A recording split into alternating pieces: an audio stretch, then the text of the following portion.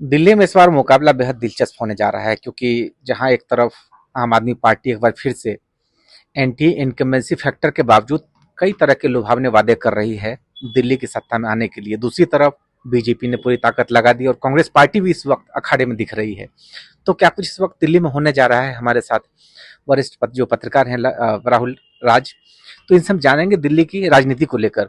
राहुल जी, क्या देखते हैं इस वक्त की केजरीवाल की वापसी होगी? केजरीवाल सीएम तो नहीं बन सकते, कोर्ट ने बैन लगा रखा है, इसीलिए इस्तीफा भी देना पड़ा था। आज से सीएम है, तो एक तो कह रहे हैं कि आज से टेम्पररी सीएम है, तो टेम्पररी जब सीएम है तो फेस कौन होगा ये भी क्लियर नहीं है।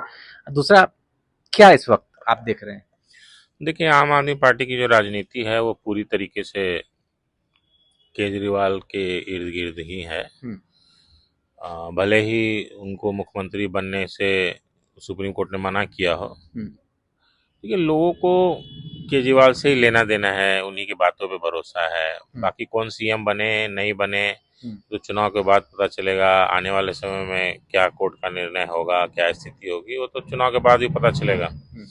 अभी तो जो दिल्ली की राजनीति है वो Kejriwal versus BJP versus Congress. Congress भी इस बार कहीं ना कहीं पूरा दमखम के साथ चुनाव लड़ना के मूड में है। तो अभी हमने देखा केजरीवाल के खिलाफ जिस तरीके से प्रवेश वर्मा को उतार दिया है, साहिब सिंह वर्मा के बेटे को, तो क्या देखते हैं कि केजरीवाल के लिए मुकाबला आसान रहेगा इस बार? देखिए, जहाँ तक सीटों का या कैंडिडेटों का चुनाव है, सभी पार्टियां इस बार फूक फूक के अपने कैंडिडेट दे रही हैं, इसलिए समय भी लगा। केजरीवाल अपनी सीट छोड़ नहीं सकते थे, राजनीतिक मजबूरी है। और एक तरह समझिए कि दो एक्स सीएम के बेटे और प्लस एक एक्स सीएम के बीच फाइट है। उधर से संदीप दीक्षित भी कांग्रेस से हैं, वो भी जाने माने चेहरे हैं, दिल्ली के शीला दीक्षित के बेटे रहे हैं। और परवेश वर्मा भी पूर्व मुख्यमंत्री के बेटे हैं, सांसद भी थे। इस बार उन्हें टिकट नहीं मिला, शायद इसी कारण से नहीं मिला कि उनको यहाँ मौका दिया गया है। और केजरीवाल को तो वहीं से चुनाव लड़ना था, उनकी मजबूरी थी, वो वहां से लड़ रहे हैं। लेकिन हाँ, चुनाव अगर देखा जाए, अगर जहां तक, तो मेरे ख्याल से परवेश वर्मा वर्सेस केजरीवाल होगा। टक्कर दे पाएंगे या नहीं दे पाएंगे, देखिए कांग्रेस के लिए तो वहां से मुझे नहीं लगता कि इन तीनों की लड़ाई में वो कहीं होंगे। लेकिन हाँ, थोड़े बहुत वोट उनके भी हैं। काफी पहले उन्होंने टिकट अनाउंस किया है। कुछ सीट हो सके 1%, 2%, 3% वोट इधर उधर हो। रहा केजरीवाल और परवेश वर्मा जी के बीच का, तो कहीं ना कहीं केजरीवाल देखिए सीएम रहे हैं और उनका एक नाम है, उन्हीं के नाम पे दिल्ली में सारे विधायक जीते, तो कहीं ना कहीं टक्कर तो होगा। लेकिन अब हार और जीत का फैसला तो चुनाव के बाद ही पता चलेगा। टक्कर है, लेकिन एक बहुत ज्यादा चैलेंज नहीं एक सवाल उठ रहा है कि जो आम आदमी पार्टी दिल्ली में कभी 67 सीट लाती है, 70 में से कभी 63 लाती है, तो क्या लगता है आपको कि इस बार एकदम 30 से भी नीचे चली जाएगी?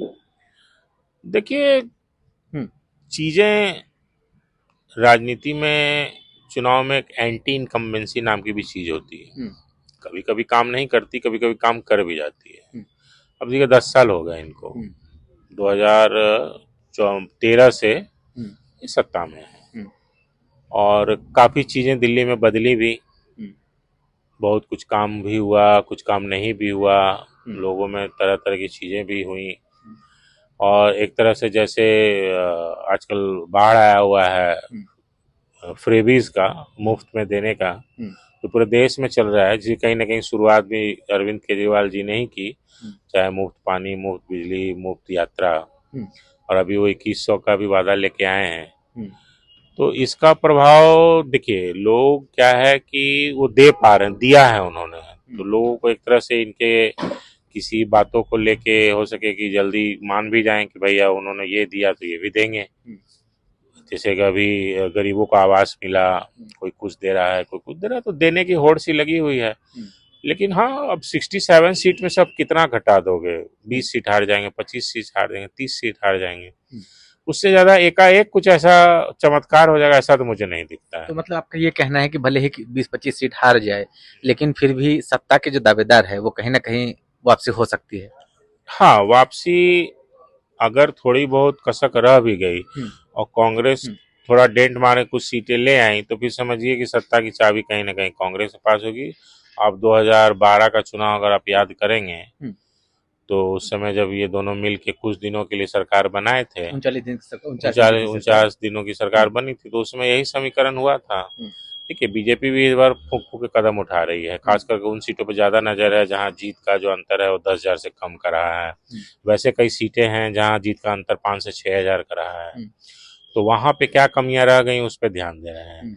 और देखिए वो अभी अभी जस्ट लोकसभा का चुनाव बीता है, बीजेपी के लिए बहुत अच्छा रहा है, तो कहीं ना कहीं पूरा आशा बीजेपी में भी है कि कहीं ना कहीं इस बार बदलाव होगा। तो ऐसा नहीं है कि केजरीवाल के लिए ये चुनाव इतना आसान है जितना पिछले चुनाव रहे हैं। लेकिन एक फैक्टर देखिए कि पिछली बार अगर देखें तो मनोज तिवारी को बीजेपी ने आगे बढ़ाया था, इस बार फिर बीजेपी पर दिल्ली में कोई चेहरा नहीं है। दूसरा ये कि केजरीवाल पे भले ही कोर्ट ने बैन लगा रखा हो कि आप सीएम ऑफिस नहीं जा सकते और इस तरीके से इस्तीफा भी देना पड़ा, लेकिन क्या एंटी इनकमेंसी फैक्टर नहीं है जो केजरीवाल को परेशान कर रहा है?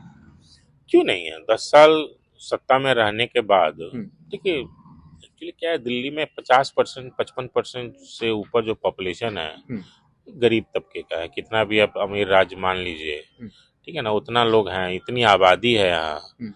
और देखिए कुछ ना कुछ सतह पे तो काम हुआ ही है, स्कूल सुधरे हैं। अब गरीब के बच्चे मान लीजिए पढ़ रहे हैं तो उनके माता पिता को तो ये लगता है कि हाँ अच्छे ड्रेस मिल रहा है, अच्छा एजुकेशन मिल रहा है, स्वास्थ्य में थोड़ा काफी काम हुआ है। तो इन सब चीजों का फर्क पड़ता है। और दिल्ली में देखिए, दिल्ली में बाहर से ही आए हुए लोग अधिकाधिक संख्या में है। और यहाँ की 70% 80% आबादी तो आपको अनऑथराइज कॉलोनियों में रहती है। लेबर क्लास ज्यादा है, लेबर क्लास ज्यादा है, वर्किंग क्लास ज्यादा है, मिडिल क्लास की संख्या ज्यादा है। तो उनको जो चाहे बिजली का हो, पानी का हो, या जो भी चीजें सुविधाएं मिलती हैं सरकार से, तो उसका कहीं ना कहीं वोट में फर्क तो पड़ता है। तो चैलेंज तो है, ताकत पूरी है, और कहा नहीं जा सकता लोगों का क्या मन में क्या है नहीं है, लेकिन हाँ फाइट है, उसमें कोई दो राय नहीं है। पहले की तरह इस बार कोई सॉफ्ट केक नहीं होने वाला। लेकिन एक फैक्टर ये आप देख रहे हैं यहाँ पर कि एक तो लोगों को मुफ्त का पानी तो वो घर घर मिल रहा है, हर स्कीम के तहत हर घर मिल रहा है। दूसरा बिजली बिल भी देखें तो पहले के मुकाबले बिजली बिल में भी जहाँ तक है कंसेशन ही है। तीसरा फैक्टर ये कि जब महिलाओं की बात करें, एक तो हर घर में महिलाओं को अब फ्री में जब बाहर निकलते हैं, खास करके जो पब्लिक ट्रांसपोर्ट यूज कर रहे हैं, तो वो तो फिर या तो मीडियम क्लास है या lower medium class lower class है, तो उन्हीं की महिलाएं उसमें ट्रेवल करती हैं। और उनको जब कई बार होता है कि 2 रुपये भी नहीं होता है, और ऐसे में जब बस में डीटीसी की बस में फ्री सफर कर रही हैं, तो क्या ये केजरीवाल के लिए तुरुप का पत्ता साबित नहीं हो सकता है? देखिए महिलाओं तक का जहाँ बात है, अगर मेरा व्यक्तिगत अनुभव आप देखिएगा, फ्री ट्रैवल से 3-4 चीजें तो हैं जो महिलाओं के अंदर। एक तो आत्मविश्वास, पब्लिक ट्रांसपोर्ट को यूज करने का आत्मविश्वास उनमें बढ़ा। महिलाएं घर से निकली किसी बहाने से। अब देखिए 10 तरह से सोचता है, अगर हम जा रहे हैं इससे अच्छा तुम ही चले जाओ, ठीक ना। जहाँ बाजार हम जाते थे या एक पुरुष जाता था, उसके अब महिलाएं चले गई, क्यों भाई, तो किराया नहीं लगेगा। तो कहीं ना कहीं समाज में ज्यादा जाना, बाजार है, इधर उधर के काम है, महिलाओं को 2 पैसे बचना। वैसे भी हैं जो खास करके महिलाएं नौकरी पेशा नहीं है, घरेलू हैं, तो उनके लिए देखिए 20-50-100 रुपये भी मायने रखते हैं।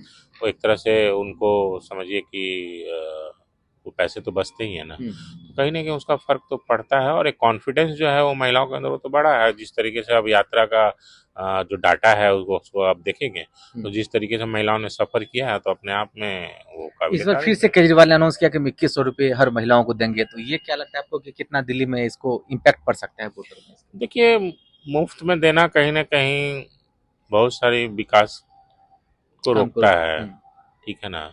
ठीक है, अगर दिल्ली की माली हालत ऐसी रहेगी कि दे पाएंगे तो, लेकिन मदद जरूरतमंदों को हो, इसमें कोई दो राय नहीं है। लेकिन इस तरीके से सभी लोगों को पैसे देना, उसके तो हम भी मतलब मुझे भी ये चीज नहीं, लेकिन अगर महिलाओं को, दिल्ली की महिलाओं को इस तरह का अगर लुभावने वादे किए जा रहे हैं, तो आपको नहीं लगता कि वो फिर एकदम और कट्टर होंगे कि नहीं हमें तो आम आदमी पार्टी को वोट देना है? अब देखिए बिजली मिला मुफ्त, पानी मिला मुफ्त, परिवहन मुफ्त मिला। तो अगर केजरीवाल ने कहा कि हम 2100 देंगे, तो महिलाएं भी इसको आसानी से मान जाएगी। और कहीं ना कहीं उनको ये विश्वास हो चला है कि अगर ये आएंगे तो देंगे, क्योंकि इन्होंने जो बोला है वो दिया है, तो लोगों को कहीं ना कहीं विश्वास तो हो ही जाएगा। तो इसका काट थोड़ा सा तो मुश्किल है बीजेपी के लिए, इसीलिए बीजेपी हमलावर भी है। दूसरा एक और कि बीजेपी आम आदमी पार्टी ने कहा कि हम पुजारियों और ग्रंथियों को 1800 रुपये हर महीने देंगे। तो ये इससे कहीं ना कहीं जो केजरीवाल पर एंटी हिंदू वाला जो एलिगेशंस लग रहा था, तो काफी हद तक वो डैमेज कंट्रोल करेंगे इससे। अब देखिए पुजारियों वाला जो चीज है हम्म। उन्होंने बोला है, अब उस पर वो क्लैरिटी नहीं है किसको देंगे, जो जिनको मिलेगा वो कौन होंगे, मंदिर का क्या स्टेटस है। मंदिर तो कई हैं, सैकड़ों हजारों लाखों मंदिरें हैं। अब किन मंदिरों को देंगे जो रजिस्टर्ड हैं उनको, मतलब इस पे कोई क्लैरिटी नहीं है, तो लोगों को थोड़ा समझ में नहीं आया ये चीज कि मतलब कहना क्या चाह रहे हैं, किनको देना चाह रहे हैं। और इन्होंने देखिए हम ग्रंथियों को भी देंगे, पुजारियों को भी देंगे, मौलवियों को भी देंगे, तो एक तरह से पूरे एक समीकरण को साधने की कोशिश की।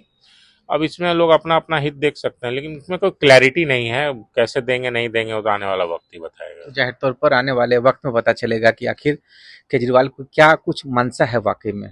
अब दिल्ली के वोटर असली में जो तय करेंगे कि आखिर दिल्ली की सत्ता पर कौन बैठेगा। लाइव तक पर आज यहीं तक।